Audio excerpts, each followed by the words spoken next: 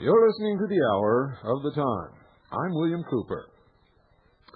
Ladies and gentlemen,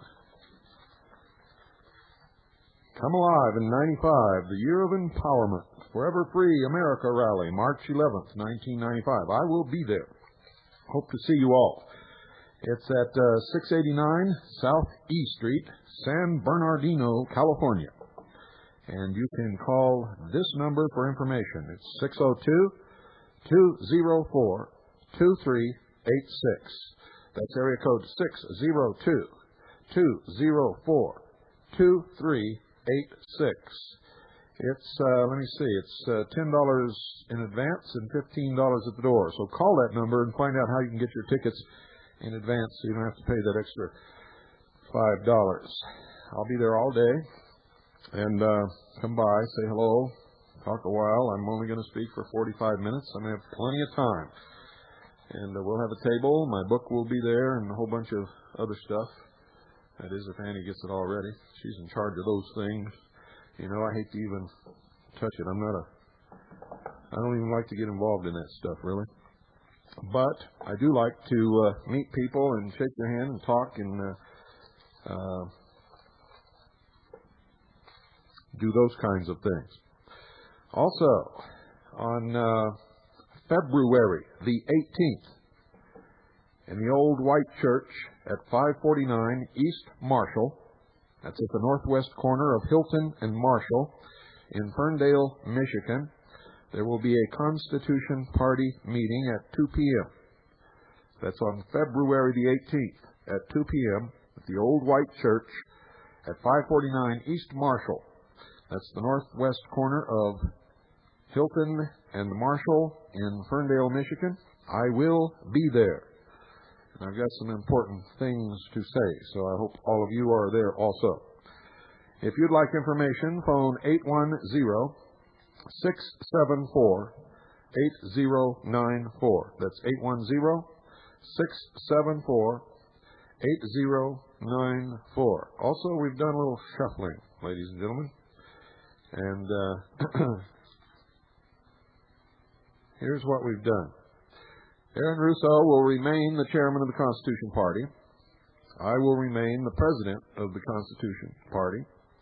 And Aaron and I exchange hats and functions all the time.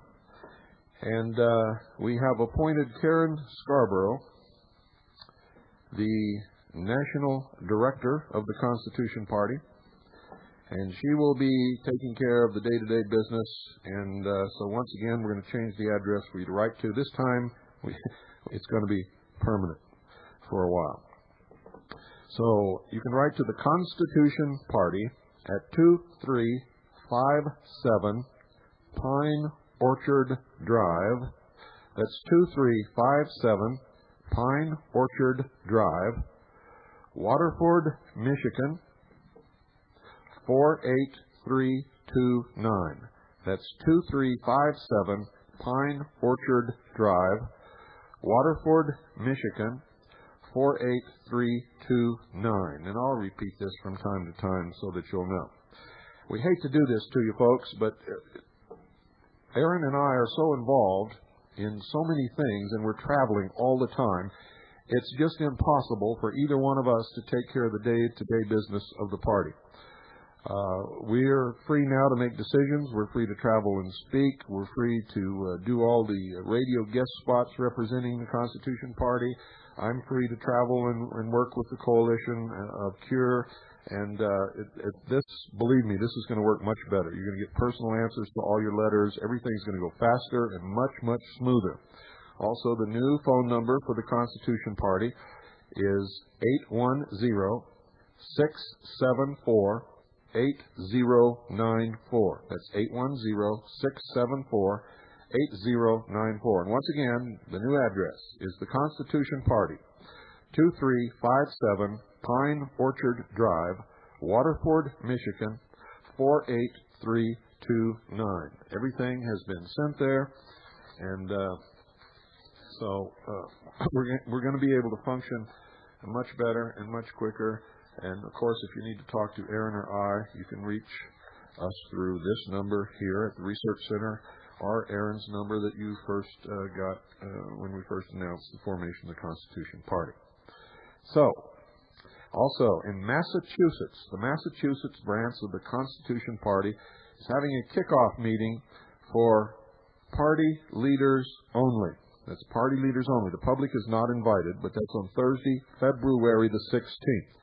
So if there's anybody out there who is a leader of a group, for instance, if you're a leader of some organization in the Constitution Party, Constitution Coalition, the Libertarian Party, the Patriot Party, the American Party, the Republican Party, the Democratic Party, anybody involved with any large group of people as a leader or a political party as a leader, meet with the Massachusetts Constitutional Party on Thursday, February the 16th. That's Thursday, February the 16th. That's at the Villanova Family Diner. That's the Villanova Family Diner at Lancaster Avenue and Route 320. Lancaster Avenue and Route 320. That's real nice. They didn't tell me what town it is. Folks, you got to tell me what town it's in. You know where that's at, but I haven't got the faintest idea, neither does anybody else out there listening. Luckily, they gave you a number to call. Call this number, and they'll tell you what town that's in, okay? Thursday, February the 16th at 610. Call Mike at 610-494-2113. Call Mike at 610-494-2113. If you're a leader of any group or any party, they want you to attend that meeting to try to organize behind one candidate. You see, if we all feel different candidates, I don't care what you believe in or what party you belong to. If you're a third party, it's a sure lose. I hope you understand that. Our hope is in a coalition. That's where we can win, and we can win. So get behind it. Let's make it work. Also, folks, the crap is flying out there. I'll hear from the American Patriot Facts Network. Yes, sir. From old Ken Varden himself. And from Rick Butkowski to Ken Varden, militia, red alert. Don't believe it.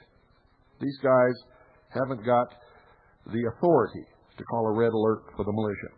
They claim their source is a 4-star general, and I guarantee you, if either one of these people ever met a real 4-star general, they'd have to change their pants and take a bath. There are no leaks, ladies and gentlemen, and 4-star generals don't get 4 stars by running around talking about what they're going to do. This is a bunch of crap, just like the crap you get from the militia of Montana and a bunch of other of these people out there, and specifically the American Patriot Facts Network. There's more disinformation, outright bullshit and lies flying around on these things than I've ever seen in my life. And it claims here, we have received a condition red alert nationwide on March 25th, 1995 at 4 a.m. A definite hit will be made on all militia units and other patriotic organizations. Source of this info is a 4-star general. And if you want to swallow that, folks, I got all kinds of things that I can charge you to shove down your throat. Oh, boy, where do these people come from? I don't know. But stand by, because got some good stuff for you tonight. Don't go away.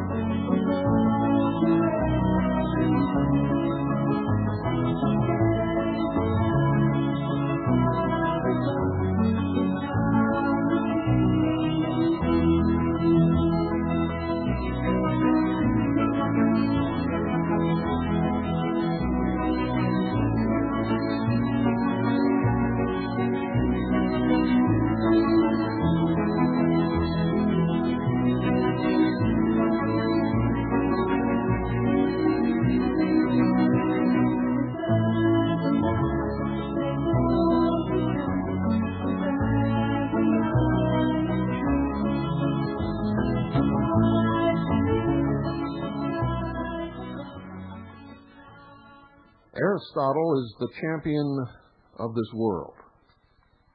This is a continuation in our discussion of the philosophy that's bringing about this collectivism, socialism, communism, one world, socialistic government, all the lies that are flying across the country. They fly in the face of reason. Aristotle, the champion of this world, the champion of nature, as against the supernaturalism of Plato. Remember him? Denying Plato's world of forms, Aristotle, dear listeners, maintains that there is only one reality. I'm talking philosophy here, not religion. Doesn't matter what you believe, just listen. The world of particulars in which we live is this reality, this one reality.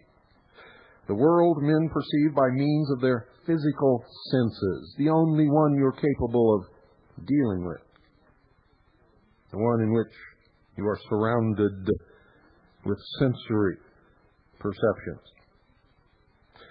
Universals, Aristotle holds, are merely aspects of existing entities, isolated in thought by a process of selective attention. They have no existence apart from particulars. Reality, he says, is comprised not of Platonic abstractions, but of concrete individual entities, each with a definite nature, each obeying the laws inherent in its nature. It is the outward manifestation of God, if you will, these laws. Aristotle's universe, you see, is the universe of science. Science, men claim, takes us away from God, but in the proving of a natural order, laws that are never broken in nature, the existence of God is confirmed. The physical world, in Aristotle's view, is not a shadowy projection controlled by divine dimension, but an autonomous, self-sufficient realm. It is an orderly, intelligible, natural realm which is open to the mind of man. In such a universe, knowledge cannot be acquired by special revelations from another dimension. There's no place for ineffable intuitions of the beyond, such as those found in the Lodge. Repudiating the mystical elements in Plato's epistemology, Aristotle, you see, is the father of logic and the champion of reason as man's only means of knowledge. When you leave the realm of reason, you have entered the world of religion and belief, based upon faith, those things which can never be proven.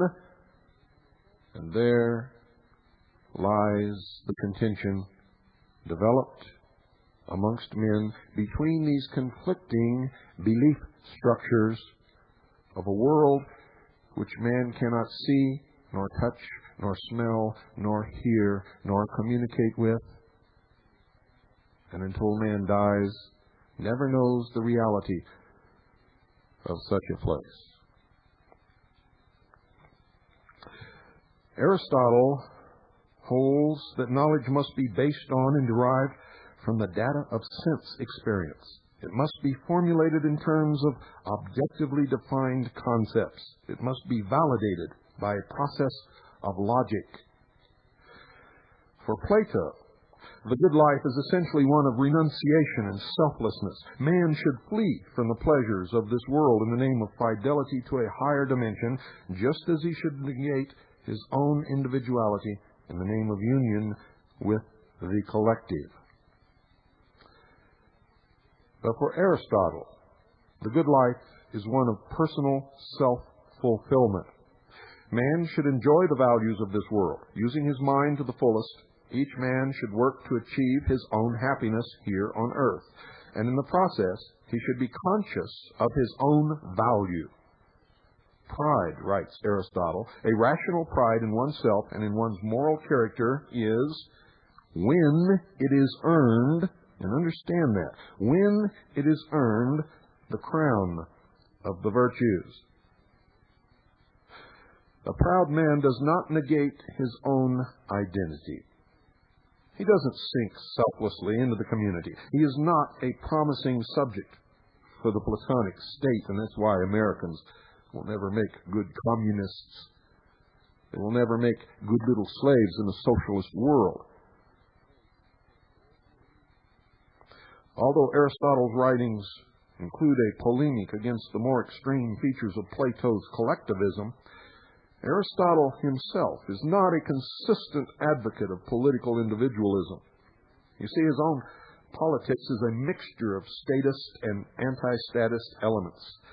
But the primary significance of Aristotle, or of any philosopher, ladies and gentlemen, does not lie in his politics.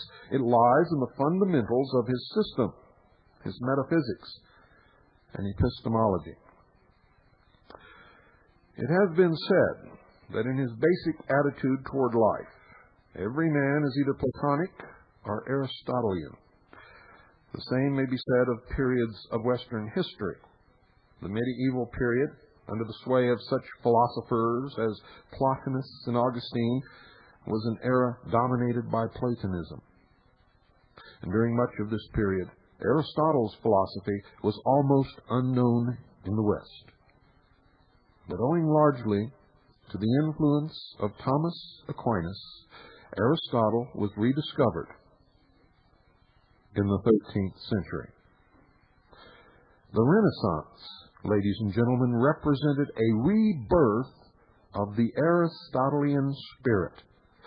The results of that spirit are written across the next 2 centuries, which men describe properly as the age of reason and the age of enlightenment.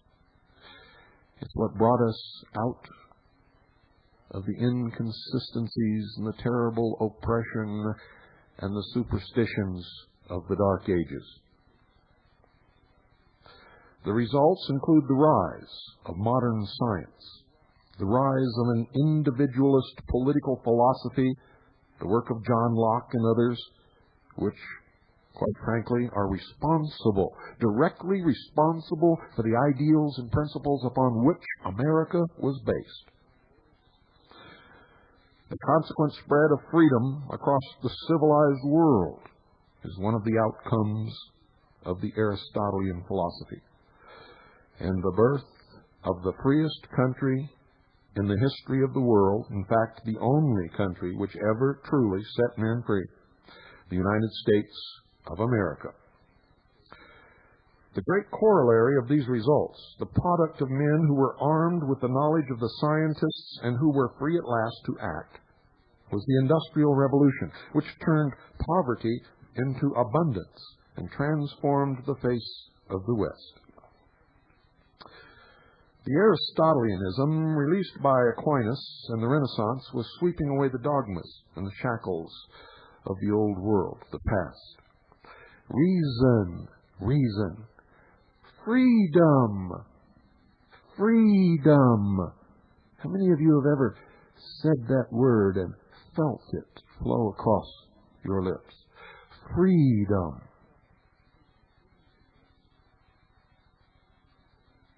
That's right. Try it, everyone. Reason, freedom, and production. We're replacing faith, force, and poverty.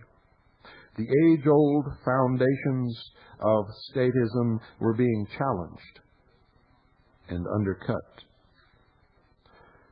The tragedy of the West, however, lies in the fact that the seeds of Platonism had been firmly embedded in philosophy almost from its beginning, and had been growing steadily through the post-Renaissance period. Thus, while the revolutionary achievements inspired by Aristotelianism were reshaping the life of the West, an intellectual counter-revolution was at work, gradually gathering momentum. A succession of thinkers was striving to reverse the Aristotelian trend and to resurrect the basic principles of Platonism. It was the Aristotelian philosophy, ladies and gentlemen, that allowed freedom to work.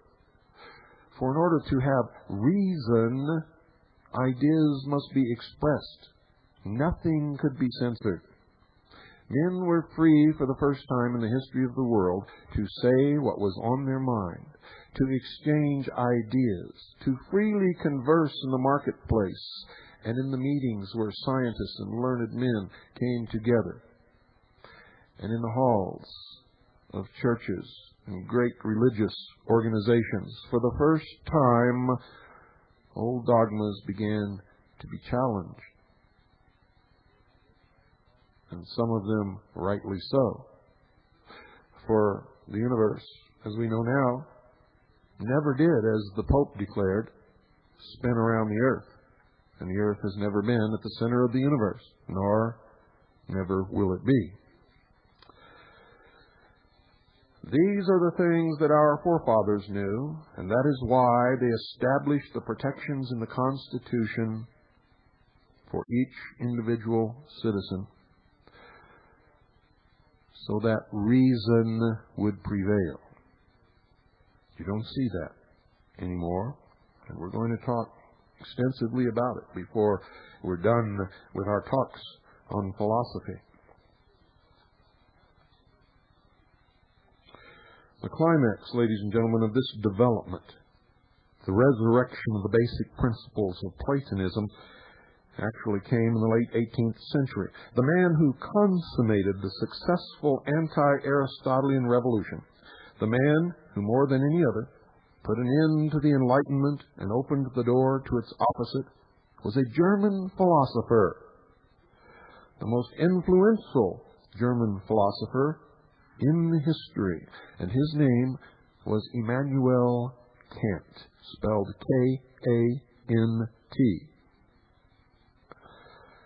The very famous Masonic writer, who in one of his editions of the Masonic Encyclopedia, his name is Mackey, by the way, he said, to understand Freemasonry, one must understand Kant. And if one does not understand Kant, one cannot understand Freemasonry. A great revelation there. Most of you, no doubt, have never heard of this man. One of Kant's major goals was to save religion, including the essence of religious morality, from the onslaughts of science. His system represents a massive effort to raise the principle of Platonism in a somewhat altered form, once again to a position of commanding authority over Western culture. Kant, you see, places his primary emphasis on epistemological issues. His method of attack is to wage a campaign against the human mind. Man's mind, he holds, is unable to acquire any knowledge of reality. Well, it's clear that Immanuel Kant never in his life listened to the hour of the time. And it's true, because he died a long, long time ago. Just think how it would have changed the world if he could have listened to the hour of the time and gained a real taste of reality. For it was no different in his time than it is today. The common man was fed lie after lie after lie, and was manipulated as a herd of sheep is manipulated by the dogs and the shepherd into the pens to be sheared, and then up the hill to the slaughterhouse. In any process of cognition, according to Kant, whether it be sense experience or abstract thought, the mind automatically alters and distorts the evidence confronting it. It filters or structures the material it receives from reality in accordance with a set of innate and subjective processing devices whose operation it cannot escape. Now remember, this is according to Kant. He says the world that men perceive, therefore, the world of orderly, spatio-temporal material entities, is essentially a creation of man's consciousness. What men perceive is not reality, as it is. but merely reality as it appears to man, given the special structure of the human mind. Thus, for Kant, as for Plato, the universe consists of two opposed dimensions: true reality, a supersensible realm of things in themselves, in Kant's terminology, and a world of appearances which is not ultimately real, the material world men perceive by means of their physical senses. And this is where things begin to be twisted around. This is where wrong began to become right, and right began to become wrong, where morals began to disappear. Plato was more than a Platonist despite his mysticism, for he was a member of the mysteries. In fact, he describes his initiation in his writings.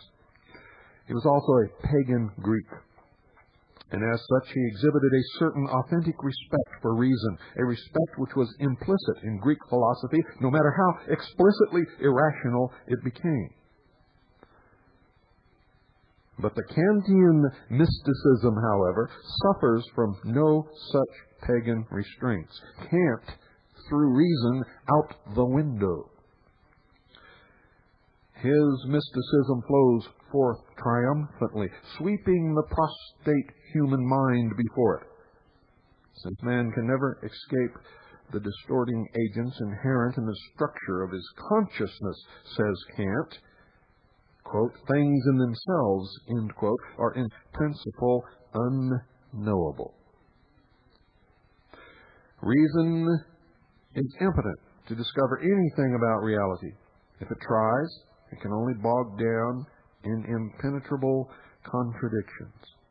Logic is merely a subjective human device, devoid of reference to or basis in reality. For according to Kant, the world around us is not real. Science, while useful as a means of ordering the data of the world of appearances, is limited to describing a surface world of man's own creation and says nothing about things as they really are. Man's own creation? Must men then resign themselves to a total skepticism? No, says Kant. There is one means of perceiving the barrier between man and existence. Since reason, logic, and science are denied access to reality, the door is now open for men to approach reality by a different, non-rational method. Non-rational.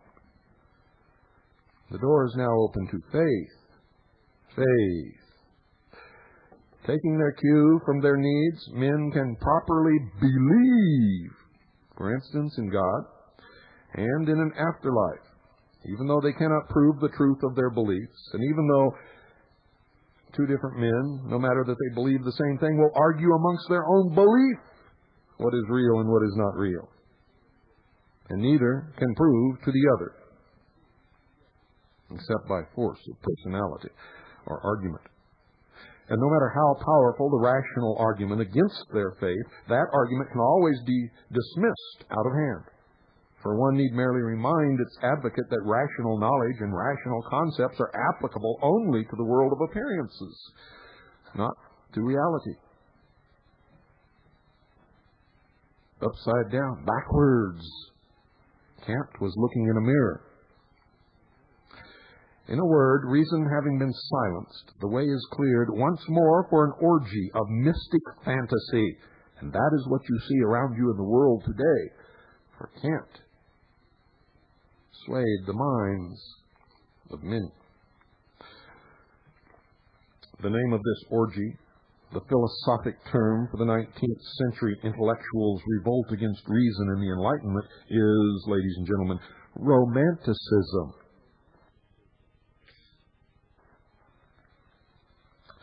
See, many of you have been wondering for a long time what that meant, or you thought you knew what.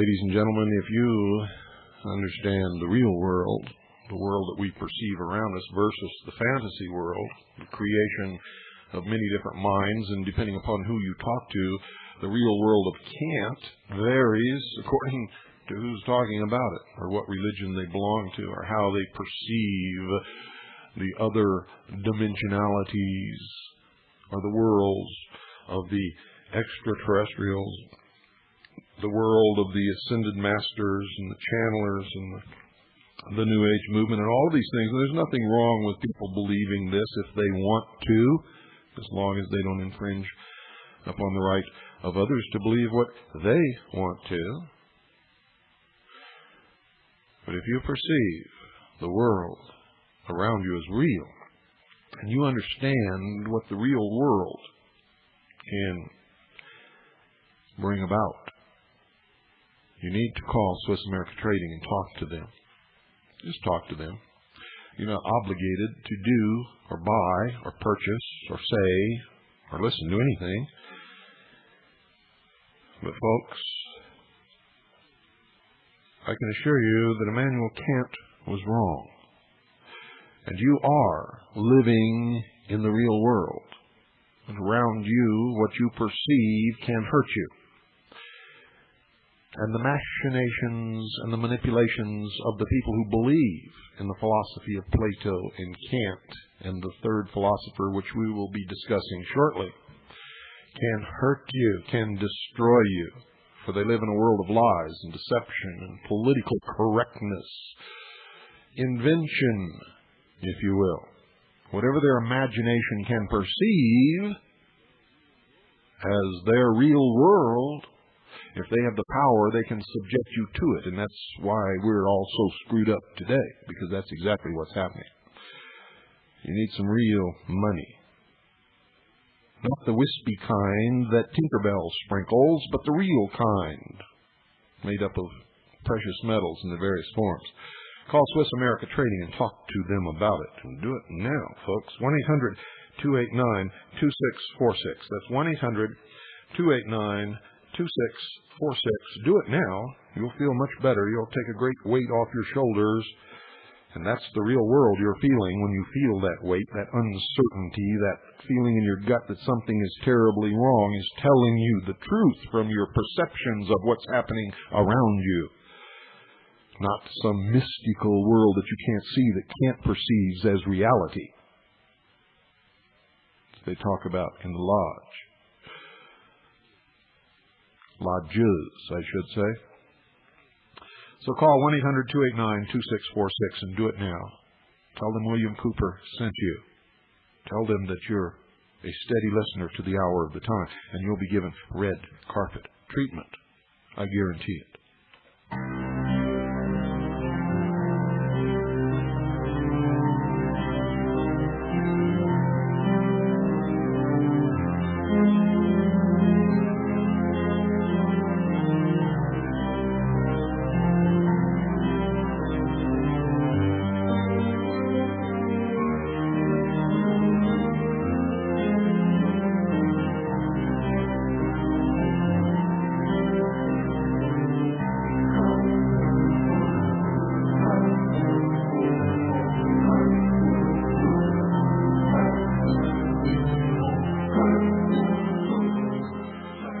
The name of the orgy, the philosophic term for the 19th century intellectuals revolt against reason and the Enlightenment, is Romanticism. I have, writes Kant, therefore found it necessary to deny knowledge in order to make room for faith. When I was a child, I had faith that Santa Claus was real. I had faith that the Tooth Fairy was real. I had faith that the Easter Bunny laid eggs.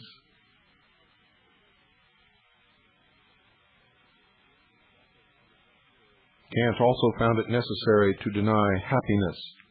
To deny happiness. Socialism denies happiness. If you don't believe that, take a trip to Eastern Europe, or to what used to be the old Soviet Union, or to Russia, and talk to those people about what it was like to live under total socialism in the form of communism. And don't let anybody fool you. there is not much difference between the two, if any. Deny happiness. Kant found it necessary to deny happiness in order to make room for duty. Duty. And if you know anything about Hitler's Germany, you can already see where he got at least a part of his philosophy. The trains must run on time, even if we have to kill everybody who runs the trains to make them run on time. The essence of moral virtue, he says, is selflessness. Selfless, lifelong obedience to duty without any expectation of reward and regardless of how much it might make one suffer. And if that's true, what is the purpose?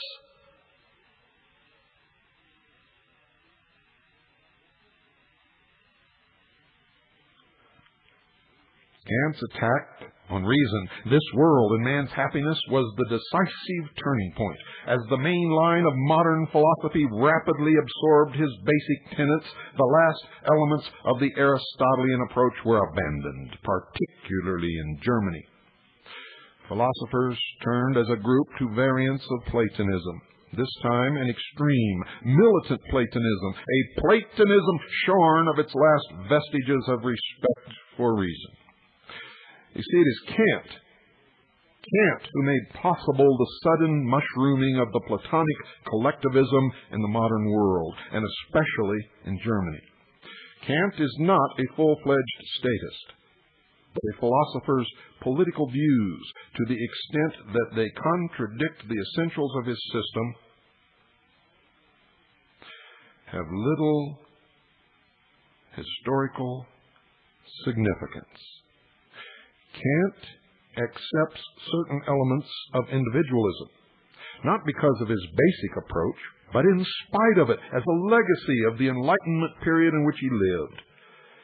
This merely suggests, ladies and gentlemen, that Kant did not ever grasp the political implications of his own metaphysics and epistemology. He didn't understand the effects of his own thinking.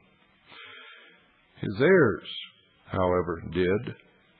A line of German Romanticist philosophers followed Kant in the 19th century, each claiming to be his true follower, each avid for a reality beyond this world and a means of knowledge beyond reason, each contributing his share to the growth of an impassioned collectivism that poisoned the intellectual atmosphere of Germany. The most famous of these men, the most influential, the ruling figure of 19th century philosophy, whose name you have heard me mention over and over and over again on this broadcast, was Hegel. Hegel, you see, is a post-Kantian Platonist. Taking full advantage of the anti-Aristotelianism sanctioned by Kant, Hegel launches an attack on the root principles of Aristotle's philosophy, on the principles of Aristotelian logic, which even Kant had not dared to challenge directly. He didn't dare. Reality, declares Hegel, is inherently contradictory. It is a systematic progression of colliding contradictions organized in triads, trilateral of thesis, antithesis, synthesis, and men must think accordingly. Thesis, antithesis, synthesis. They should not strive for old-fashioned static consistency. They should not be limited by the one-sided Aristotelian view that every existence has a specific identity, that things are what they are, that A is A. On the contrary, he says, they owe their ultimate allegiance to a higher principle, the principle of the identity of opposites, as above, so below.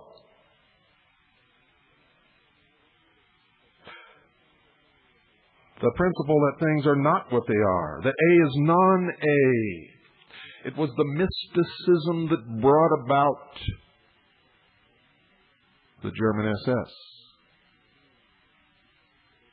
The new religion of Germany. Dedication to duty and the Volk. All a deception to bring the mass under control and to make the trains run on time. Hegel describes the above as a new conception of reason and as a new dialectic logic. On its basis, he proceeds to erect his own version of Platonism. Like Plato and Kant, he is an idealist in metaphysics. True reality, he holds, is a non-material dimension, beyond time and space and human sense perception. And if that is true, how in the hell did he find it?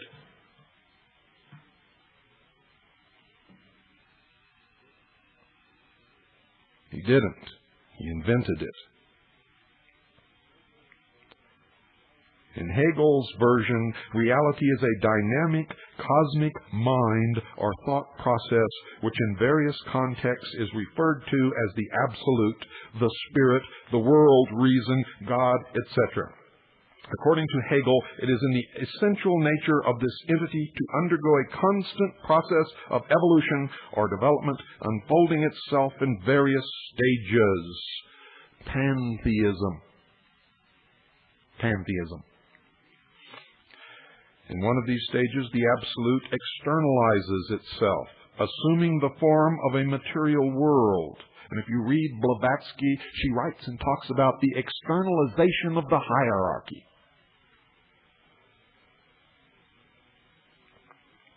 Continuing its career, it takes on the appearance of a multiplicity of human beings, each seemingly distinct from the others, each seemingly an autonomous individual with his own personal thoughts and desires.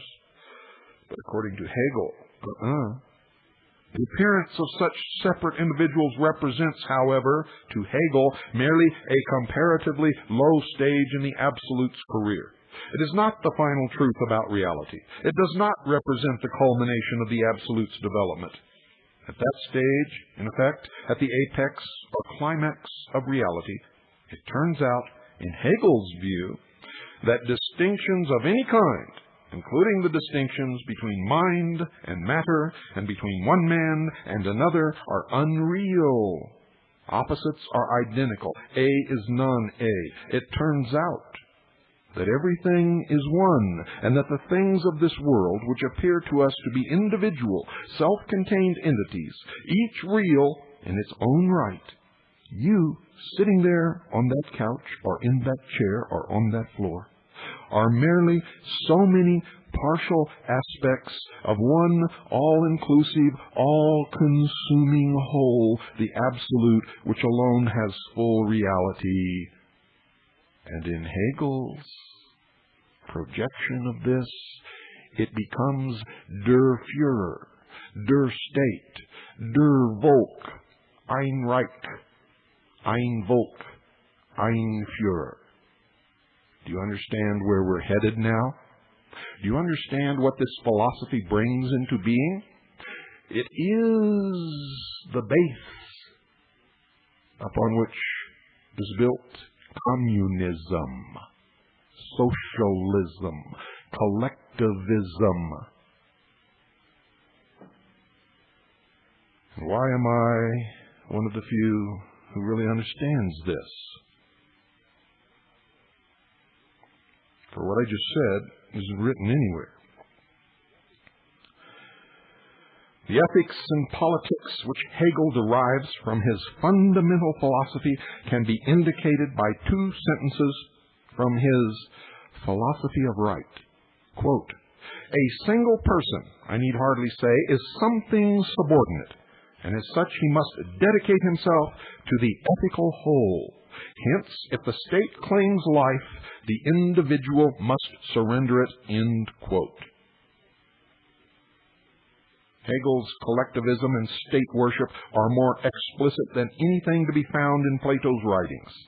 Since everything is ultimately one, the group, he holds, has primacy over the individual. If each man learns to suppress his identity and coalesce with his fellows, the resulting collective entity the state, will be a truer reflection of reality, a higher manifestation of the absolute. The state, in Hegel's view, is not an association of autonomous individuals. It is itself an individual, a mystic person that swallows up the citizen and transcends them, an independent, self-sustaining organism made of human beings, with a will and purpose of its own. All the worth which the human being possesses, writes Hegel, all spiritual reality he possesses only through the state.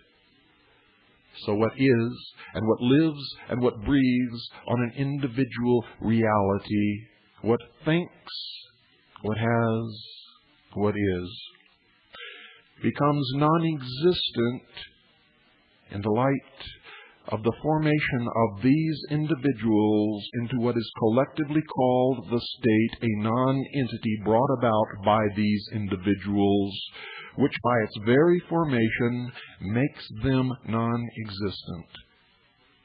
For the promotion and the furtherance of this non-existent entity, which they brought about for their own mutual benefit and protection, now supersedes their reality, and they are subject to its every whim.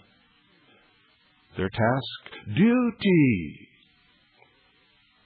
to the state. Ein Reich, ein Volk, ein Führer. The state organism is no more secular entity as a manifestation of the absolute. It is a creature of God, Hegel says, and thus demands not merely obedience from its citizens, but reverential worship. And remember, this is not just Hegel. It began with Plato. It was expounded upon by Kant, and it was brought to its present form by Hegel. Reverential worship. The state is the divine idea as it exists on earth. The march of God in the world, that is what the state is. The purpose of the state, therefore, is not the protection of its citizens. The state is not a means to any human end. As an entity with supernatural credentials, it is an absolute, unmoved end in itself. And it has supreme right against the individual, whose supreme duty it is to be a member of the state.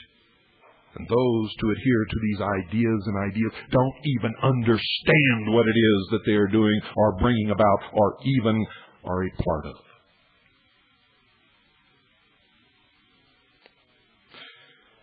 These are the kinds of political ideas which Hegel, more than any other man, injected into the mind of early 19th century Germany, perpetuated in a variety of forms.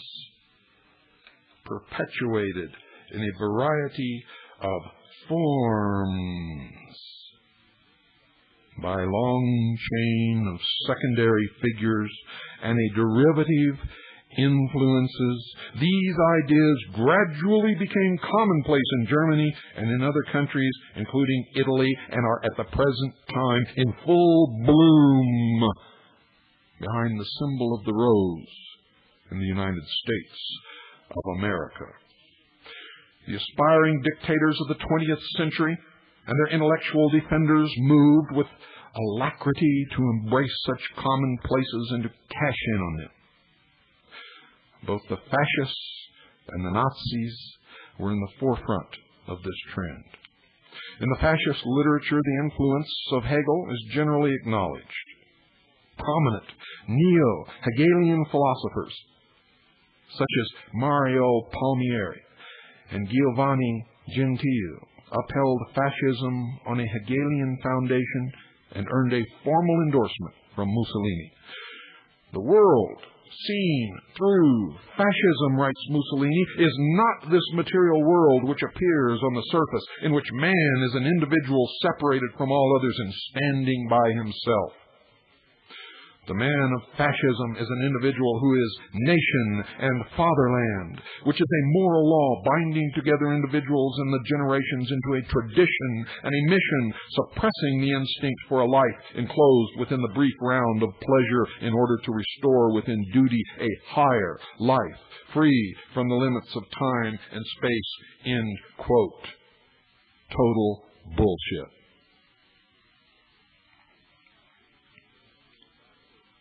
The Nazi literature is not so overtly Hegelian in its formulations. Posing as the spokesman for a higher biological truth, the Nazis generally dropped the idealistic metaphysics of Hegel and even attacked him. Admittedly or not, however, the Nazis, like the fascists, rely completely on the ideas of Hegel, not only for their basic collectivist approach, but for many of the more specific political theories necessary to implement it in practice. Hegel, for instance, seeks to undercut any individualist opponents by proclaiming that statism represents a passion for human liberty, when in practice, human liberty is not allowed. A man is free, Hegel explains, when he acts as he himself wills to act, but since the state is the true self of the individual, what a man really wills, even though he may not know it, is what the state wills. Liberty, therefore, is obedience to the orders of the government. Such obedience guarantees true freedom for the real self, even if the illusory self is being sent to Auschwitz. The masses of men, notes Hegel, do not understand this viewpoint. The people, therefore, do not know what it wills. To know what one wills, and still more to know what the absolute will, reason, wills, is the fruit of profound apprehension and insight, precisely the things which are not popular. Hence, Hegel, like Plato, is opposed to the theory of popularly elected representative government. Instead, he calls for an authoritarian state resembling a Prussian monarchy, and the monarch's decrees, we are told, embody the true will of the people. And if liberty is to be the attribute of the real man, says Mussolini, and not of the scarecrow invented by the individualistic liberalism, then fascism is for liberty. It is for the only kind of liberty that is serious, the liberty of the state.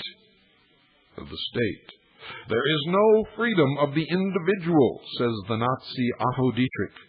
There is only freedom of peoples, nations, or races, for these are the only material and historical realities through which the life of the individual exists.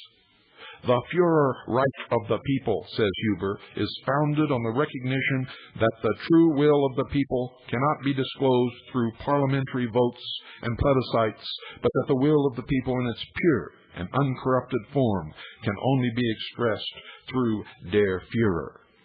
Ein Reich, ein Volk, ein Führer. And that is really what racism is all about. It is totally opposed to the American ideal of the rights of the individual and the protection of those rights through a written constitutional contract between the government and the states, and another written contract between the states and the people to protect the individuality and the right of every single citizen to be an individual and worship at the altar of his or her choice, and to do or say or speak or feel anything that he or she wishes, as long as they do not infringe upon the rights of others or hurt the person or property of any other citizen. Good night. God bless you all. And God save this republic.